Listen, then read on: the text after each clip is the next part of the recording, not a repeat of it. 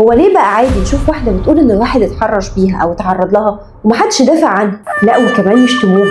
البنت دي اسمها مريم شوقي، صورت ولد وهي في الاتوبيس وقالت ان هو بيتحرش بيها لفظيا، وده كان رد فعل الناس. وديني وما اعرف ده يترد في كل قسما بالله وانت جنبي قسما بالله وانت جنبي. زي ما سمعتوا كده، دين ايه ده؟ دين يتبرى منك.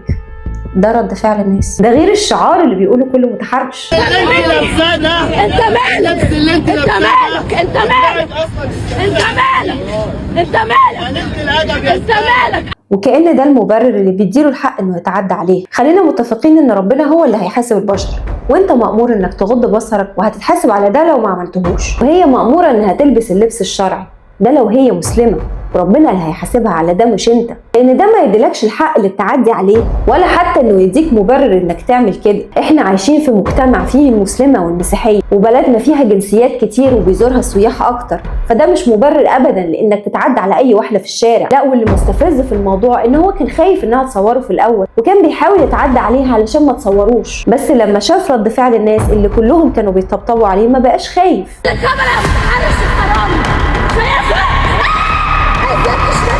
انا مش طالعه ادافع عن البنت ولا اقول ان حصل لها ده ولا ما حصلهاش، الموضوع لسه بيتحقق فيه، بس انا بجد كان مستفز بالنسبه لي رد فعل الناس، غير الكلام اللي الناس عماله تردده وخلاص بعد ما الولد اتقبض عليه. الشركه المصريه للاتوبيس الترددي طلعت بيان نفت فيه ان الواقعه دي تمت عندها. والاتوبيس الترددي ده يا جماعه اتوبيس بيكون فيه كاميرات مراقبه عشان لو حصل اي مخالفه، فالناس طلعت كلها تقول ان ده معناه ان الولد بريء وانها بتتبلى عليه، مع ان ده مش دليل، لان باقي البيان اللي هم ما قالوهوش بيقولوا ان ده مش خط الاتوبيس الترددي اصلا. يعني الاتوبيس اللي حصلت فيه الواقعه اتوبيس نقل عام، مش الاتوبيس الترددي اللي بيبقى فيه كاميرات. اللي انا عايزه اقوله في الواقعه دي ان صحيح الولد اخذ اخلاء سبيل، بس التحقيقات لسه شغاله، فربنا يظهر الحق. بس الموضوع ده مش جديد للاسف. انت عارف نسبه التحرش في مصر بقت قد ايه؟ الاحصائيات بتقول ان النسبه في مصر 99.3% ما بين تحرش لفظي وجسدي، وده ما بيحصلش في مصر بس، للاسف انه بيحصل في العالم كله. بس بره لو حصل ان في واحد اتحرش بواحده جسديا او حتى لفظيا بينفخوه، بيتسجن وبيدفع غرامات كبيره جدا،